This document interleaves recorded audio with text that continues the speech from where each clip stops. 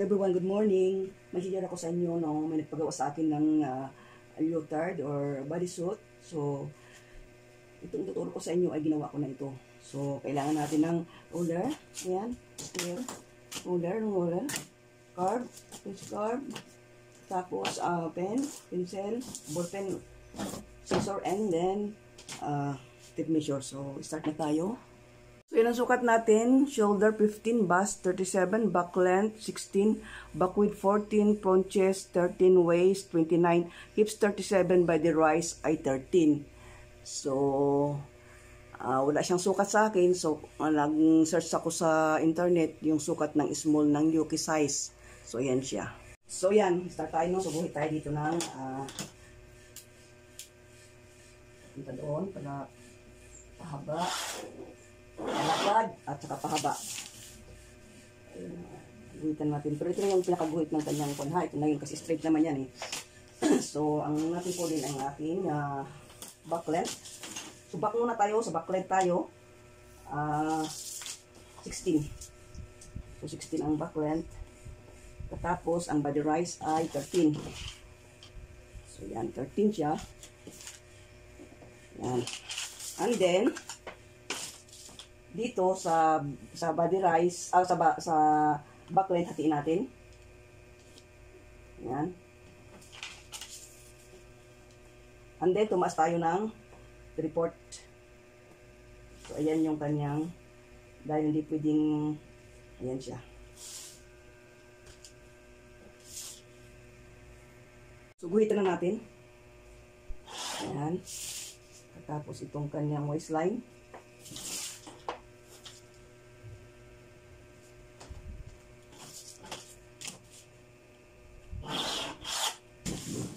Tapos, yung ano niya, ang body rise niya.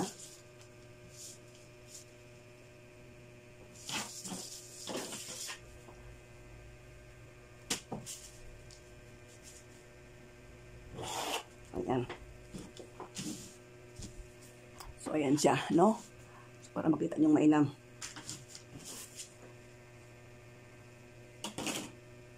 So, dito sa taas, no? Pagka ang ating pinagawang pattern na ito ay sa leotard or bodysuit, ito ay stretch and tela. So magbabawas tayo dito ng so sa halip na 100%, 95%. So ang balikat halimbawa ay 7.5, 15. No? 7.5. Babawas tayo ng 3/4. Ayan. Ngayon, paano natin kukunin ang neck niya? So ang neck niya ay, ang body niya, ang circumference ng bust divided by 12 is 3 and 1/8. So 3 and 1/8. And then taas tayo ng 1 inch. Or i-divide natin ito ng tatlo, yung isang bahagi, yung natataas natin doon. And then pagdating dito, baba tayo ng 3/8. 3/8. Sa likod dito ha. Pumasok tayo mula dun sa sukat niya ng 3/4. Baba tayo ng 3/8. And then dito sa tinaas natin, connect natin yan. Connect. And then saka natin. Ayan.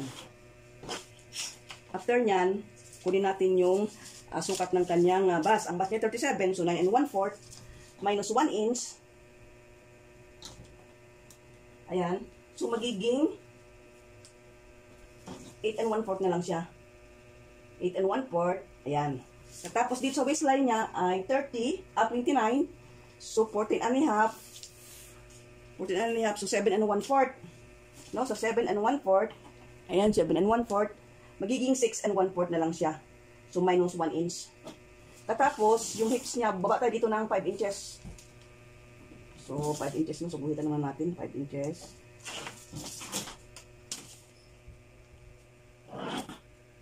Ayan, 5 inches. And then, kunin natin yung hips natin, 37. So 9 and 1/4. Minus 1 inch, so 8 and 1/4. So, ayan siya. Ayan. So, i-shape na natin. Ayan. Tapos i-shape. Ayan. So, yun ang shape niya. No? Tapos, ito naman yung girth niya.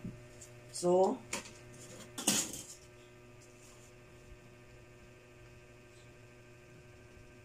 bababa tayo dito ng ng 4 inches. Yan, 4 inches. Tapos, yan, lagba tayo ng 4 inches, no? Ayan, 4 inches. So, mula dito sa 30 na body rise, bababa tayo ng 4 inches. Yan yung sa likod, ito yung back eh. Sukat tayo ng 1.5 inches. Ayan. Ayan siya. So, ito yung likod, no? Ngayon,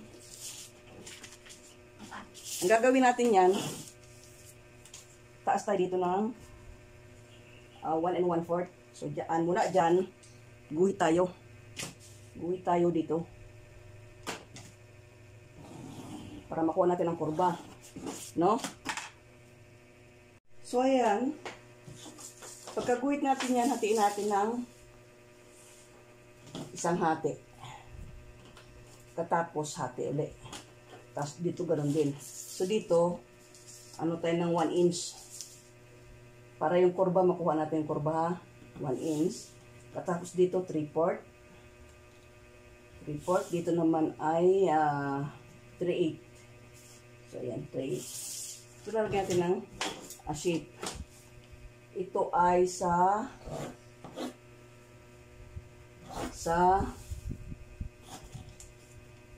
likod.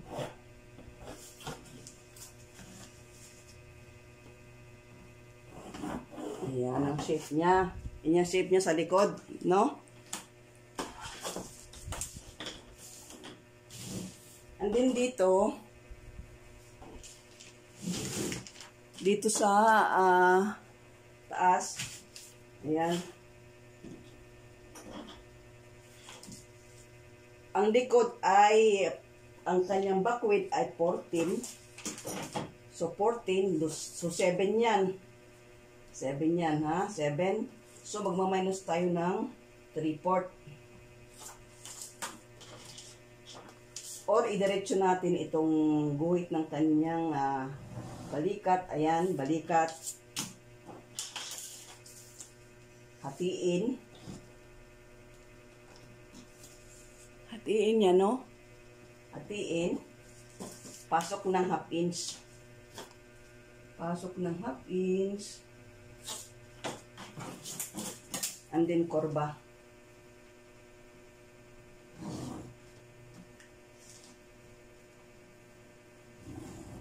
Ayan siya.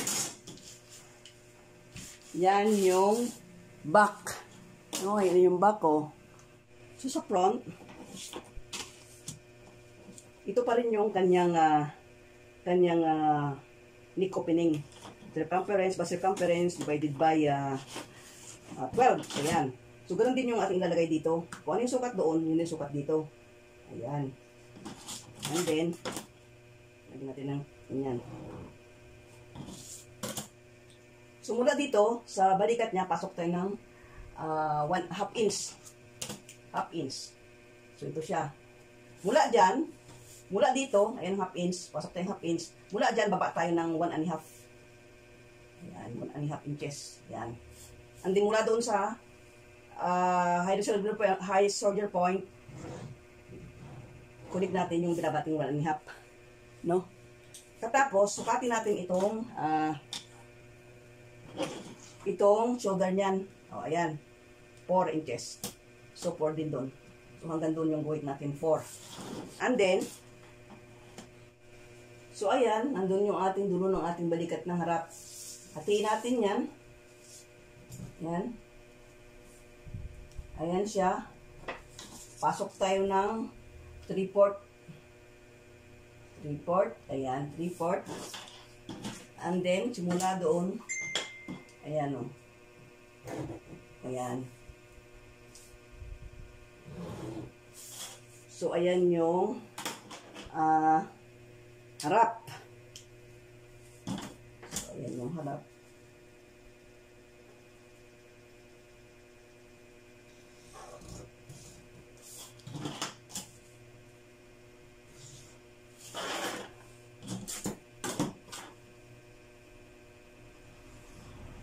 Yan.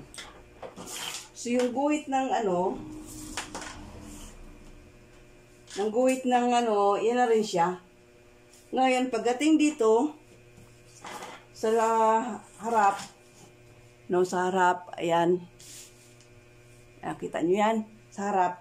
Ito yung rise niya, mula dito hanggang dito, 13. So, mula dyan, baba ka ng 1 inch. 1 inch, ayan. So, ayan. 1 inch. So, ito yung sa harap. Guhit ka mula doon, pag ganon. Tapos, i-divide mo sa 3. Ayan, o.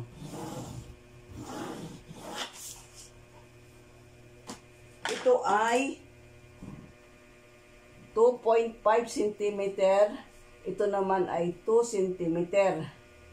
Or 3/4 an inch. Ito naman ay 1 inch. Ito naman ay 3/8. So, sa likod dyan na sa harap naman ito. Ayan. Sa harap ito, hatiin mo yan. Ayan. Tapos hatiin mo ulit yun. Ganon din dito.